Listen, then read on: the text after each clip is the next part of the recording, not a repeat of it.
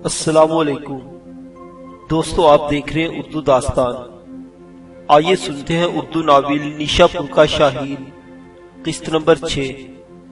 Urdu novel نیشا پور کا شاہین کی سابقہ اقساط سننے کے لیے ڈسکرپشن میں دیے گئے لنک پر کلک کریں۔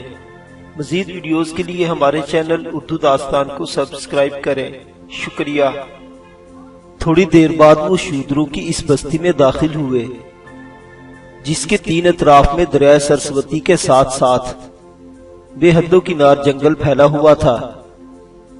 اس جنگل کے عین سامنے بستی سے صرف 2 میل کے فاصلے پر ایک بلند پہاڑ کے اوپر ایک بہت بڑا مندر دکھائی دے رہا تھا جو اپنی عمارت کے لحاظ سے بوسیدہ اور بے آباد لگتا تھا۔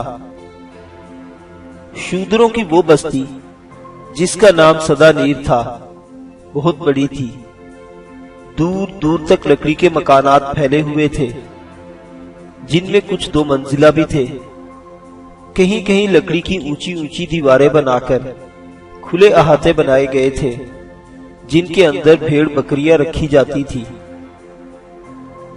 بستی کے لوگ مقامی سرکار سے اجرت پر جنگل سے لکڑی کاٹ کر اپنی گزر بسر کرتے تھے۔ حماد، یشپال اور رتنا کو لے کر وینا لکڑی کے ایک خوبصورت اور صاف ستھرے مکان میں داخل ہوئی۔ مکان کا صحن کافی کھلا تھا جس میں ایک طرف گائے بندھی ہوئی تھی اور اس کے قریب ہی چھوٹی سی ایک بچیا بڑے پیارے انداز میں جو گالی کر رہی تھی۔ حماد، یشپال اور رتنا کے ساتھ مکان سے باہر ہی رک گیا۔ وینا اندر گئی۔ سر پر اٹھائی ہوئی پانی کی گاگر اس نے لکڑی کی گھڑونچی پر رکھی اور دروازے کی طرف مڑتے ہوئے حماد سے کہا، بھیا آپ باہر کیوں کھڑے ہو گئے؟ اندر آ جائیں، یہ آپ کا اپنا گھر ہے۔ حماد اپنے ساتھیوں کے ساتھ اندر داخل ہوا۔ بارش چونکہ تیز ہو گئی تھی لہٰذا وینا نے ان کے گھوڑوں اور باہر بندھی ہوئی اپنی گائے اور بچیا ایک کمرے کے اندر باندھ دی۔ پھر وہ انہیں ایک صاف ستھرے کمرے میں لے گئی۔ حماد نے یشپال کو اپنے ہاتھوں پر اٹھا رکھا تھا۔ وینا نے ایک کھاٹ کی طرف اشارہ کیا اور حماد نے یشپال کو اس پر لٹا دیا۔ کمرے کے اندر ایک اور چارپائی بھی تھی جس پر رتنا بیٹھ گئی تھی۔ حماد نے وینا سے کہا، میں اپنے گھوڑوں کی زینے اور دھانے اتار دوں، تمہارے باپو کہاں ہیں؟ وینا نے بے پناہ خوشی کا اظہار کرتے ہوئے کہا، ہماری 4 بکریاں بھی ہیں بھیا، باپو انہیں چرانے لے جاتے ہیں، چونکہ بارش ہو رہی ہے اس لیے لوٹنے والے ہوں گے۔ حماد اس کمرے میں آیا جس میں گھوڑے بندھے ہوئے تھے اور باری باری سارے گھوڑوں کی زینے اور دھانے اتار کر ایک طرف رکھنے لگا۔ اسی اثناء میں رتنا بھی اس کمرے میں داخل ہوئی۔ اپنے اور یشپال کے گھوڑوں سے بندھے ہوئے بستروں کے علاوہ دونوں گھوڑوں کی خرجینیں بھی اٹھا کر لے گئی۔ اتنے میں اسے یوں محسوس ہوا جیسے وینا کا باپو آ گیا ہو، کیونکہ صحن میں کسی مرد کی بھاری آواز سنائی دی تھی جو وینا سے گفتگو کر رہا تھا۔ باہر صحن میں تھوڑی دیر بعد وینا اپنے باپو سے گفتگو کرتی رہی۔ وہ اسے حماد سے پیش آنے والے سارے حالات سنا رہی تھی۔ جب وہ دونوں خاموش ہوئے تو حماد اٹھ کر باہر آنے لگا کیونکہ وہ اپنے کام سے فارغ ہو چکا تھا، لیکن کمرے سے باہر نکلتے نکلتے وہ پھر رک گیا کیونکہ وینا کے باپو کی آواز سنائی دی تھی۔ اس نے وینا سے پوچھا تھا، گھر میں کچھ پکانے کھانے کو ہے؟ وینا کی بے بسی میں ڈوبی ہوئی کپ کپاتی آواز سنائی دی، مٹکے میں تھوڑا سا آٹا اور کپی میں ذرا سا گھی ہے۔ بوڑھے نے اسے حوصلہ دلاتے ہوئے کہا، تو یہی ٹھہر، میں کسی سے ادھار مانگتا ہوں، اگر مل گیا تو بھلا، نہ ملا تو ایک بکری یا بچیا بیچ دوں گا، تو گھبرا اور فکر مند نہ ہو۔ میری بچی، اگر وہ تیرا بھائی ہے تو اس کی خدمت میں کوئی کوتاہی نہ کروں گا۔ بوڑھا جب باہر جانے لگا تو حماد تیزی سے باہر آیا اور وینا کے باپو کو مخاطب کرتے ہوئے کہا، ٹھہریے۔ بوڑھا رک گیا، پھر حماد کی طرف بڑھتے ہوئے اس نے اپنے دونوں ہاتھ جوڑ کر بڑی عاجزی و انکساری سے کہا، رام رام مہاراج۔ حماد نے آگے بڑھ کر بوڑھے کے پاؤں چھوتے ہوئے کہا، آپ میرے بڑے کی جگہ ہیں، میرے سامنے اس قدر عاجزی سے ہاتھ کیوں جوڑتے ہیں؟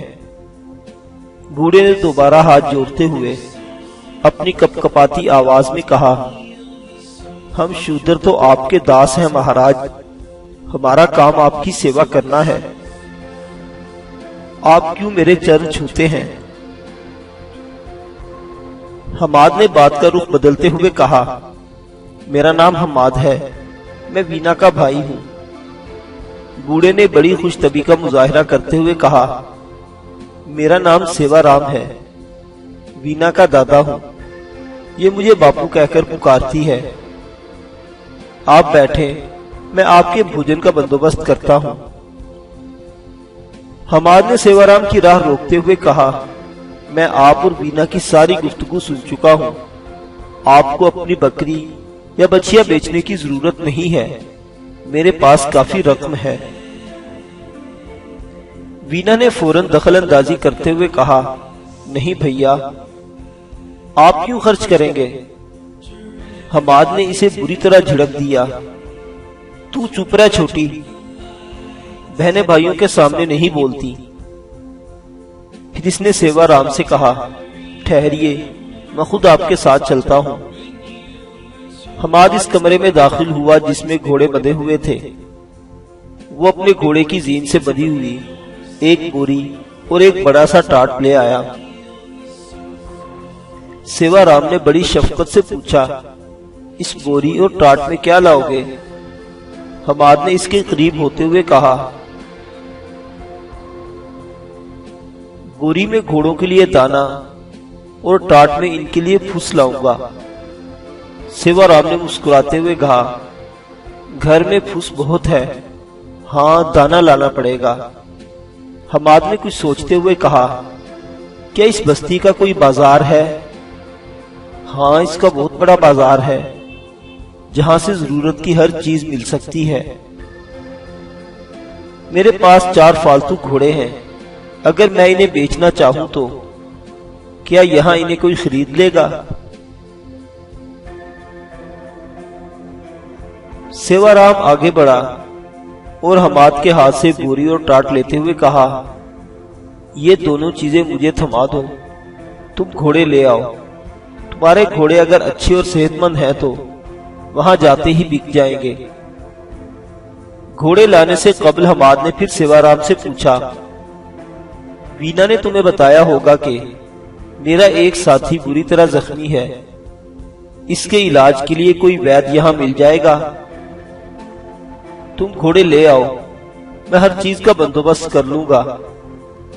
حماد نے رتنا کی عزت بچاتے ہوئے جن 4 کو قتل کیا تھا، ان 4 کے گھوڑے لے کر وہ سیوا رام کے ساتھ باہر چلا گیا۔ بارش اب تیز ہو گئی تھی، ننھی ننھی پھوار کی جگہ اب موسلا دھار می برسنے لگا تھا۔ وینا کمرے میں جا کر گائے اور بکریوں کا دودھ دھونے لگی تھی۔ رتنا جو اپنے گھوڑوں کی خرجینوں سے سامان نکال کر دیکھ رہی تھی، یشپال کی طرف دیکھتے ہوئے بولی، بھیا آپ کو بھوک لگی ہوگی، کچھ کھائیں گے؟ یشپال کو اس سے خفا تھا، پھر بھی اس نے بڑی نرمی اور پیار سے کہا، حماد باہر گیا ہے، جب تک وہ نہیں لوٹتا ہم دونوں کا بھوجن کو ہاتھ لگانا بھی پاپ ہے، وہ آ جائے تو اکٹھے بیٹھ کر کھائیں گے۔ رتنا خاموش رہی، پھر وہ یشپال کے پاس آ کر بیٹھ گئی اور ہلکے ہلکے اس کا سر دباتے ہوئے اس نے پیار میں ضد کرنے کے انداز میں کہا، بھیا میں ان کا بھوجن اور ان کے برتن استعمال میں نہ لاؤں گی، ہمارے پاس کھانے کی بہت سی چیزیں ہیں اور برتن بھی ہیں۔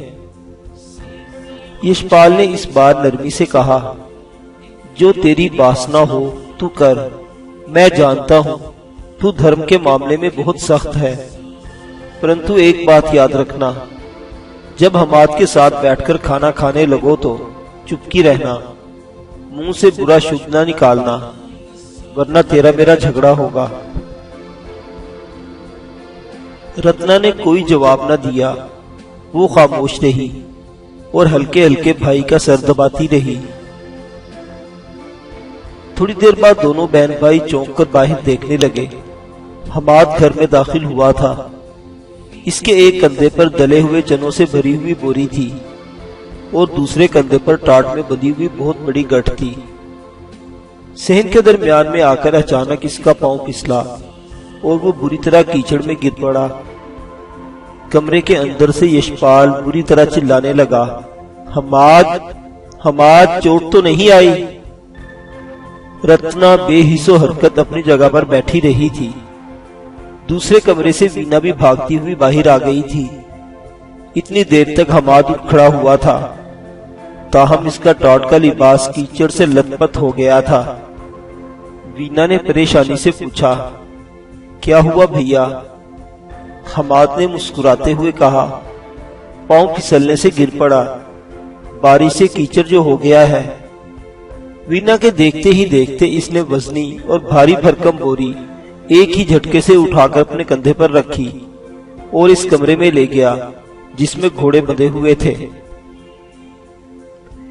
وینا آگے بڑھ کر ٹاٹ کی وہ گٹھ دیکھنے لگی۔ وہ حیران رہ گئی، اس میں کھانے پینے کی ان گنت چیزیں بندھی ہوئی تھی۔ حماد پھر باہر آیا اور وینا سے کہا، یہ تمہارے کھانے پینے کا سامان ہے، یہ کہاں رکھو گی؟ وینا نے ایک چھوٹے سے کمرے کی طرف اشارہ کرتے ہوئے کہا، ادھر رسوئی میں رکھ دیں۔ حماد نے وہ گٹھ اٹھائی اور رسوئی میں لے آیا۔ وینا بھی اس کے پیچھے پیچھے تھی۔ گٹھ فرش پر رکھنے کے بعد حماد جب کمر سیدھی کی تو وینا نے بڑے لاچار سے جذبے میں کہا، بھیا، آپ نے اس قدر سامان کیوں خرید دیا؟ آپ کی کافی رقم خرچ ہو گئی ہوگی۔ ہمارا کام آپ کی سیوا کرنا تھا، الٹا آپ ہم پر احسان کر رہے ہیں۔ حماد نے مسکراتے ہوئے کہا، تو پگلی ہے، بھائیوں کے بہنوں پر کیا احسان ہوتے ہیں؟ تو میری بہن ہے، تیری ہر ضرورت کا خیال رکھنا میرا فرض ہے۔ وینا نے ڈبڈباتی آواز میں کہا، تم دھرم اوتار ہو بھیا، کون کسی کا یوں خیال رکھتا ہے؟ حماد کچھ کہنا چاہتا تھا کہ سیوارام گھر میں داخل ہوا۔ اس کے ساتھ ایک وید بھی تھا جس نے اپنے ہاتھ میں بھیڑ کی کھال سے بنا ہوا ایک تھیلا بھی اٹھا رکھا تھا۔ سیوارام وید کو لے کر اس کمرے کی طرف چلا گیا جس میں یشپال اور رتنا تھے۔ حماد بھی وینا سے کچھ کہے بغیر ان کے پیچھے پیچھے اسی کمرے کی طرف چلا گیا۔ وینا رسوئی میں بیٹھ کر کھانا تیار کرنے لگی تھی۔ جب سیوارام، وید اور ان کے پیچھے پیچھے حماد اس کمرے میں داخل ہوئے تو رتنا بھائی کی کھاٹ سے اٹھی اور پیچھے ہٹ کر کھڑی ہو گئی۔ وید نے یشپال کی طرف اشارہ کرتے ہوئے سیوارام سے پوچھا، یہ زخمی کیسے ہوئے؟ قبل اس کے کہ سیوارام کچھ کہتا، حماد بول پڑا اور رتنا کی طرف اشارہ کرتے ہوئے کہا، وہ سامنے کھڑی لڑکی اس زخمی نوجوان کی بہن ہے۔ ان کی جان پہچان کے کچھ لوگوں نے ان سے اس لڑکی کا رشتہ مانگا، انہوں نے انکار کر دیا، جس کی بنا پر وہ ان کے دشمن ہو گئے۔ موقع پا کر انہوں نے ان کے ماں باپ کو قتل کر دیا، لیکن یہ اپنے گھر سے بھاگ نکلنے میں کامیاب ہو گئے۔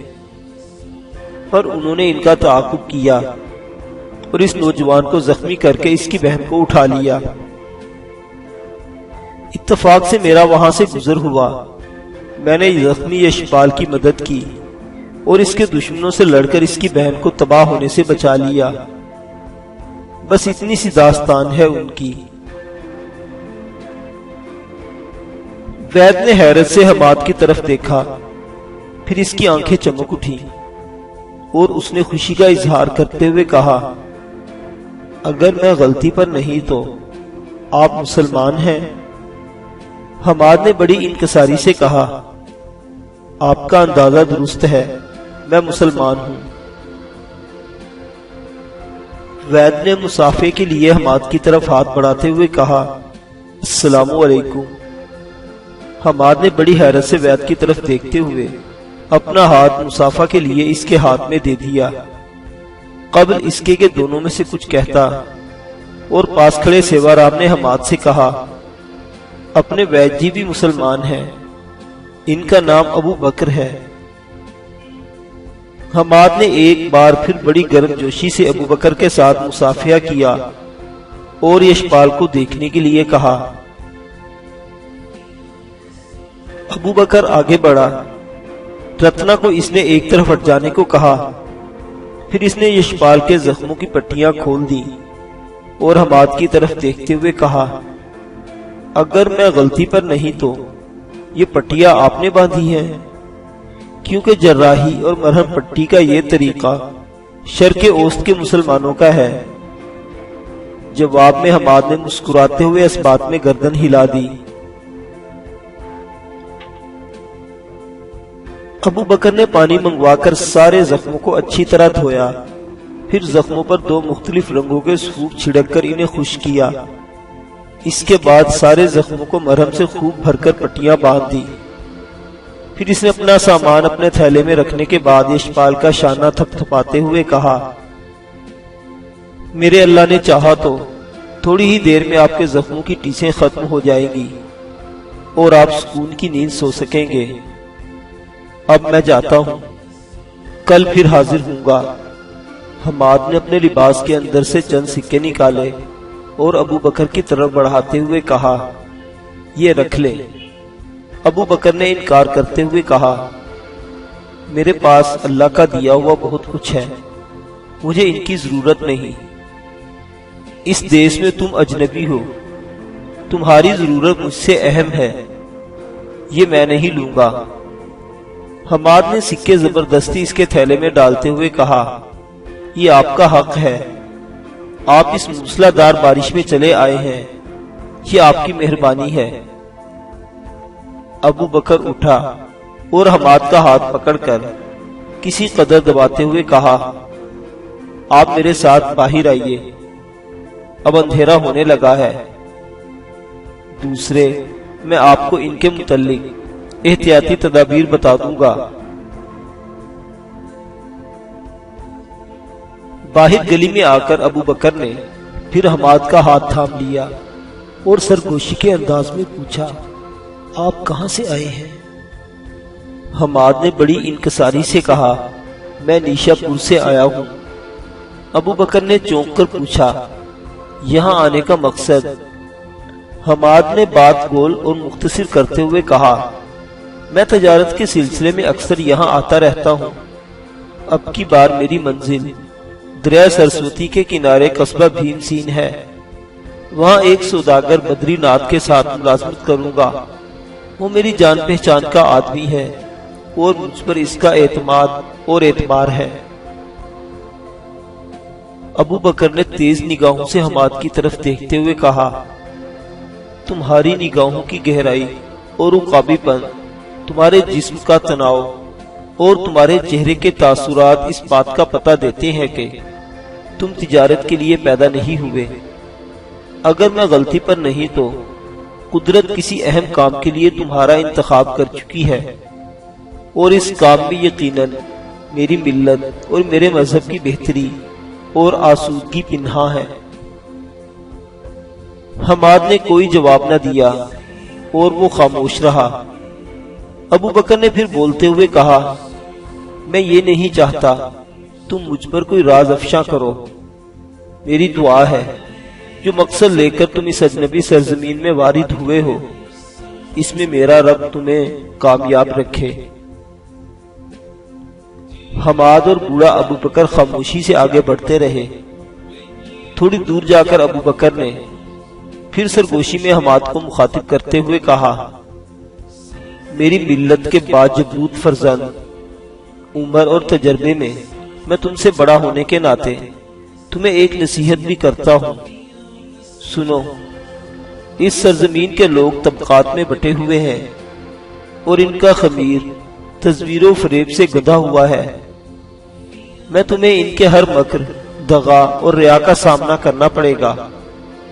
یہ ہمارے رسول عربی کو لات و عزا کی محبت سے ڈرمکانے والے کی طرح اپنے باطن کی خباثت سے تم پر تاریکی کی طرح چھانے کی کوشش کریں گے۔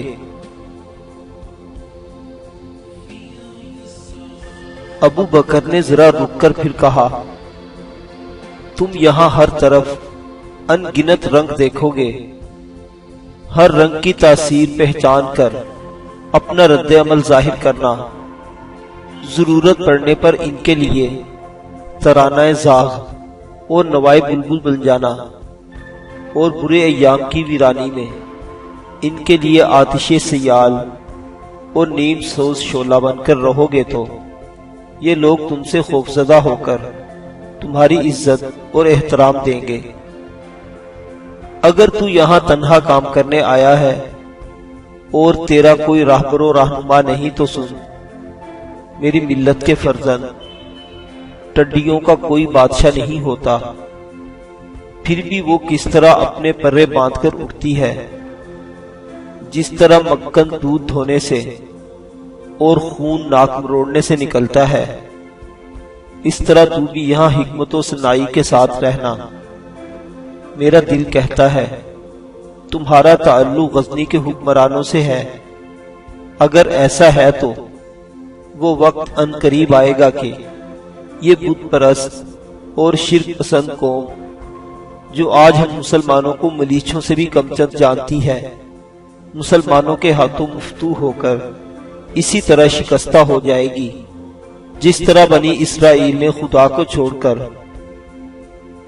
بول دیوتا جیسے دیوی دیوتاؤں کی پرستی شروع کر دی اور تباہ و برباد ہو گئے تھے۔ ابو بکر ایک جگہ رک گیا اور اپنے سامنے ایک دروازے کی طرف اشارہ کرتے ہوئے کہا، یہ میرا گھر ہے، آؤ آج کی رات میرے ساتھ بیٹھ کر کھانا کھاؤ، میں تم سے بہت کچھ کہنا اور سننا پسند کروں گا۔ حماد نے منت کے انداز میں کہا، مجھے اب جانے دیجئے، ورنہ وہ میرے متعلق مشکوک ہو جائیں گے، اس لیے کہ قصبہ بھیم سین میں جس بدری ناتھ کے ہاں مجھے جانا ہے، وہ دونوں اس کا بھانجا اور بھانجی ہیں، اور وہ بھی اسی کے پاس جا رہے ہیں۔ میں آپ کی بتائی ہوئی نصیحت کے مطابق مجھے اس سرزمین میں محتاط رہنا ہوگا۔ دونوں نے ایک دوسرے سے مصافحہ کیا اور بارش و تاریکی میں وہ دونوں ایک دوسرے سے جدا ہو گئے۔ ابو بکر اپنے گھر کے دروازے پر کھڑا ہو کر دور جاتے ہوئے حماد کو دیکھتا رہا۔ جب وہ اس کی نگاہوں سے اوجھل ہو گیا تو اس نے دعا کے انداز میں اپنے دونوں ہاتھ آسمان کی طرف اٹھاتے ہوئے اپنی پورنم اور سوزگار آواز میں کہا، میرے اللہ، تو رحیم و کریم ہے، میری ملت کے اس پاسبان کو صبح کی زرفشانی کی طرح تر و تازہ اور ہر روز مشرق سے طلوع ہونے والے سورج کی مانند کامیاب و کامران رکھنا۔ پھر بوڑھا ابو بکر اپنے گھر کے دروازے پر دستک دے رہا تھا۔ حماد جب واپس لوٹا تو رتنا اپنے بھائی کے پاس بیٹھی باتیں کر کے اس کا دل بہلا رہی تھی۔ وہ جب ان کے کمرے کی طرف جانے لگا تو رسوئی سے وینا باہر نکلتی ہوئی بولی، بھیا کھانا نہیں کھائیں گے؟ حماد نے یشپال کے کمرے کی طرف اشارہ کرتے ہوئے کہا، یہیں لے آؤ۔ حماد نے ادھر ادھر دیکھا، شاید وہ سوا رام کو دیکھ رہا تھا، پر وہ رسوئی میں وینا کے پاس بیٹھا ہوا تھا۔ اسے شاید کچھ یاد آ گیا اور وینا کو مخاطب کر کے کہا، وینا وینا میری بہن، باپو کو ذرا ادھر بھیجنا۔ وہ خود اس کمرے میں داخل ہو گیا جس کمرے کے اندر گھوڑے بندھے ہوئے تھے۔ تھوڑی دیر بعد سیوا رام بھی اس کمرے میں داخل ہوتے ہوئے بولا، کوئی کام ہے آپ کو؟ حماد نے اپنے گھوڑے کی پیٹھ پر ہاتھ پھیرتے ہوئے کہا، آپ نے کہا تھا گھر میں توڑی ہے۔ سیوا رام آگے بڑھتے ہوئے بولا، توڑی تو ہمارے پاس بہت ہے، پر اس نے کمرے کے ایک کونے کی طرف اشارہ کرتے ہوئے کہا، وہ جو پرال کا ڈھیر لگا ہے نا، اس کے نیچے توڑی ہی توڑی ہے۔ پر تم کیا کرنے لگے ہو؟ پہلے کھانا تو کھا لو۔ حماد نے دلے ہوئے چنوں کی بوری کھولتے ہوئے کہا، پہلے ان بے زبانوں کی خوراک کا بندوبست کر کے پھر کھانا کھاؤں گا۔ سیوارام بھی کام میں اس کی مدد کرنے لگا۔ دونوں نے مل کر گھوڑوں، گائے، بچھیا اور بکریوں کا چارہ ڈالا اور باہر آ گئے۔ سیوارام پھر رسوئی میں چلا گیا، جبکہ حماد ہاتھ منہ دھو کر یشپال کے کمرے میں آیا۔ رتنا اسے دیکھ کر اپنی کھاٹ کی طرف چلی گئی۔ حماد یشپال کے بستر پر بیٹھ گیا۔ چند لمحوں تک اس نے کچھ سوچا، پھر اس نے دھیمی آواز میں یشپال کو مخاطب کر کے کہا، یشپال، اگر برا نہ مانو تو ایک بات کہوں۔ یشپال نے مسکرا کر کہا، جو کہنا ہے مجھ سے پوچھے بغیر کہو۔ تم مجھے گالیاں دو تب بھی برا نہ مانو۔ حماد اپنا چہرہ اس کے قریب لے گیا اور سرگوشی کرتے ہوئے بولا، آؤ آج کی رات مل کر دھرم کے بندھنوں کو توڑ دیں۔ آؤ تھوڑی دیر کے لیے ان رسیوں کے جال کو اپنے اوپر سے اتار دیں جو انسانوں کو طبقاتی جنگ میں مبتلا کرتی ہیں۔ میرے دوست، آؤ کچھ دیر کے لیے یہ بھول جائیں کہ ہم میں سے کوئی کھشتری اور کوئی ملیچ اور شودر ہے۔ آج کی رات دھرم کی ہر اس آواز کے سامنے کان بند کر لو جو یہ فیصلہ دیتی ہے کہ ملیچ ہندو معاشرے میں ریوڑ کے گزرنے کا غبار ہے، اور یہ کہ ویدوں کے مقدس اشلوک سننے کے لیے ان کی سماعت پر پابندی ہے۔ آؤ آج کی رات مل کر اپنے میزبانوں کو یہ احساس دلائیں کہ ہم سب صرف انسان ہیں، اس کے علاوہ ہمارا کوئی طبقاتی وجود نہیں ہے۔ یہاں سے نکلنے کے بعد میرا راستہ طرز مسلمانی ہوگا اور تم اپنے دھرم کی قبائے شب سی طبقاتی تاریکی میں کھو جانا۔ میرے مذہب میں کسی انسان کا دل دکھانا عظیم گناہ ہے۔ آؤ آج کی رات سب بھول کر اپنے شودر میزبانوں کو شقاوت ذہنی اور قسادت قلبی سے بچا لیں۔ حماد نے اور زیادہ یشپال پر جھکتے ہوئے کہا، کیا اس معاملے میں تم میرا ساتھ دینے کو تیار ہو؟ یشپال نے خوش دلی سے مسکراتے ہوئے کہا، تم دھرم، آتما اور صبح کی روشنی جیسے صاف پوتر ہو۔ تمہاری باتیں اور وچار شہد کے چھتے کی طرح شیریں اور زندگی بخش ہیں۔ پھر یشپال نے حماد کے کان کے قریب منہ لے جاتے ہوئے اپنی خوشکن آواز میں کہا، حماد، میں اپنے ماموں بدری ناتھ کے ہاں اکثر آتا رہتا ہوں۔ ان کا مسلمانوں سے کافی لین دین ہے۔ وہاں مجھے مسلمانوں سے باتیں کرنے اور تمہارے مذہب کے متعلق بہت کچھ جاننے کا موقع ملا ہے۔ میں تم سے وعدہ کرتا ہوں، آج کے بعد میں ذات پات کے خلاف آواز اٹھاؤں گا۔ مجھے تمہارے مذہب کا یہ فرمان بے حد پسند ہے کہ سب انسان اللہ کے ہاں ایک جیسے ہیں، اور اللہ کے ہاں قابل عزت وہی ہے جو پرہیزگار ہے۔ سنو حماد، میں نے تمہارے صحرائی رسول کے وہ سنہری الفاظ بھی پڑھے ہیں جو انہوں نے حجت الوداع کے موقع پر کہے تھے۔ میرا من کہتا ہے ان قریب وہ وقت آئے گا جب میں اور تم ہاتھ میں ہاتھ ڈال کر ایک ہی راستے پر چلتے ہوئے ایک ہی۔